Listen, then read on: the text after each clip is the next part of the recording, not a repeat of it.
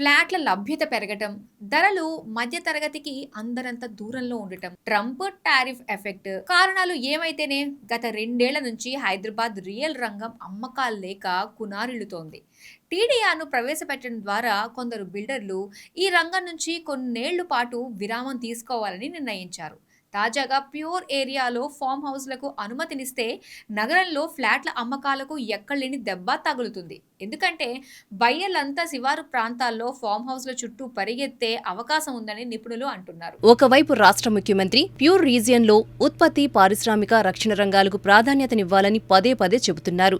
Outer ring road నుంచి regional ring road మధ్యలో ప్రాంతాన్ని పెరి అర్బన్ రీజన్ ఎకనామీగా అభివృద్ధి చేయాలని మాస్టర్ ప్లాన్ వేశారు. హఠాత్తుగా ఈ ప్రాంతంలో ఫామ్ హౌస్లకు అనుమతిని మంజూరు చేస్తే ప్యూర్ ఏరియా మొత్తం నాన్ ప్రొడక్టివ్ రీజియన్ గా రూపాంతరం చెందే ప్రమాదముంది.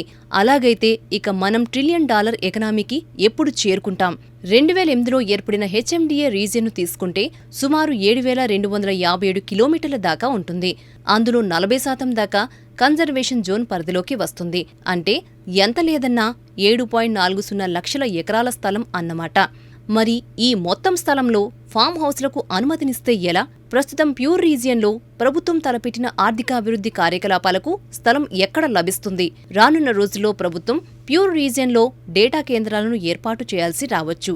డిఫెన్స్ ఆధారిత పరిశ్రమలను అభివృద్ధి చేయాల్సి వస్తుంది. ఏఐ కేంద్రాలు, డ్రోన్ల ఉత్పత్తి కేంద్రాలకు ప్యూర్ రీజియన్నే ఆధారం కావచ్చు.